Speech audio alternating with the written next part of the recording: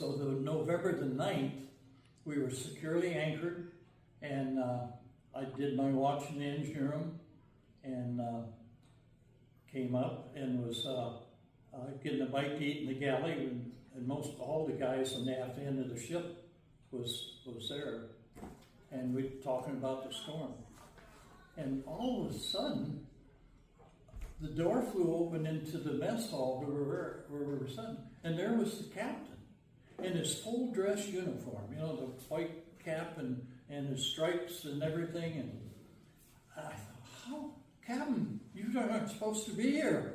It's blowing so hard that you can't come over the deck. You live up under the pilot house. How did you get back here? I didn't say that, but I was thinking this is highly unusual. And later on, I figured out he came through the cargo hold. But there's a real narrow path you could go through there. So anyway, I was trying to figure out how I got back there. He says, boys, I hate to tell you this, but the Fitzgerald just sank. All hands. I mean, my thoughts, in fact, I got tears in my eyes right now. My thoughts just went down. A ship just like ours just sank, just a mile or two away. Anyway, we all got up and left, went to our rooms.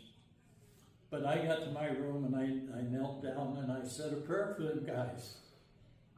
And so about 2 o'clock in the morning then, I was in 9, 10 o'clock at night. 2 o'clock in the morning, I heard this noise coming from the engine room. It was psst, and then psst, and I knew what it was. It was the engineer down there operating the throttles, warming the engines up. We were going to leave, and the storm was the worst it could ever have been. You know, it was. They sure aren't thinking we're going to go out, but